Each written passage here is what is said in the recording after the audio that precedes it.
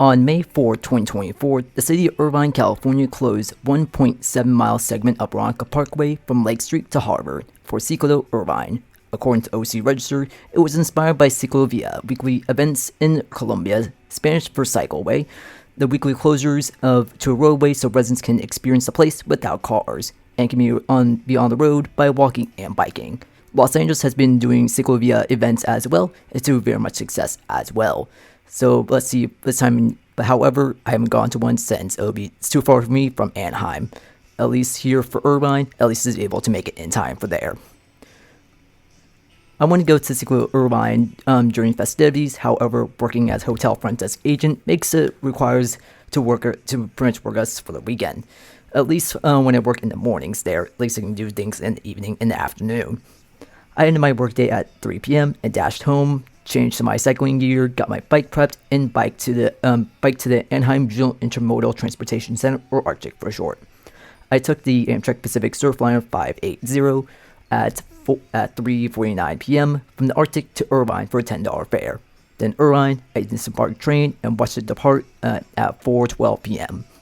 From there, it was 5 miles up to Barranca Parkway to the CICLOVia events. I would not get to the event in time due to working earlier that day, which the festivities started to wrap up by then. However, just seeing that the street closed to car traffic and open to people made me so happy, since it was showed that needed less places for cars and more places for people to gather together. According to OC Register, it featured companies, nonprofits tabling, food trucks, live music, and more. The city of Irvine was master planned its neighborhoods with roads to many destinations within the main arterial road to move most traffic. With bike lanes, it can be very close call sometimes there. The bike lanes in Irvine are at least very wide, thankfully, and not as much road traffic on the weekends. From the Irvine train station, it was 5 miles up Barranca Parkway through Irvine Spectrum's office parks and towers, over Interstate 5 and California State Highway 131, and more office areas before getting to the residential areas. At Lake Street, mobile LED traffic signs and traffic cones indicated Ciclo Irvine events up ahead. At Lake Street, barricades blocked car traffic and cones directed traffic around the next arterial road of Alton Parkway to the south.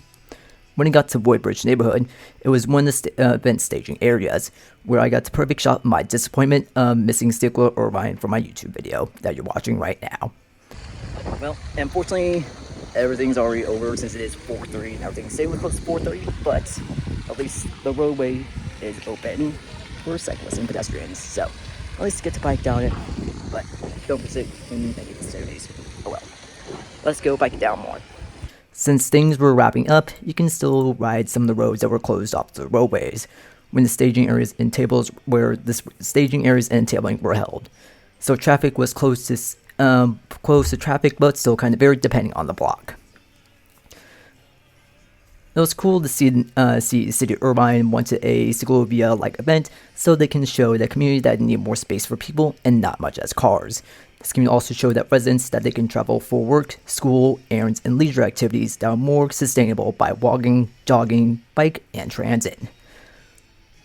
And one of the things I love about Irvine is a robust bike network, as the bike lanes and bike trails through Irvine and neighboring Tustin Pierce Canyon Trail.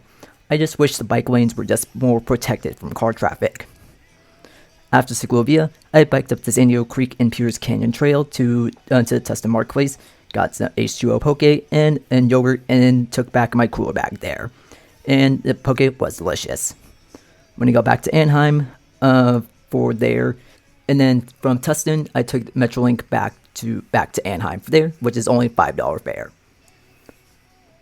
With cities holding more car-closed CICLOVia events, it gives me hope that there will be more considerations by cities of being less dependent by cars, and inspires residents to walk, jog, and bike to do more things that they normally do by car.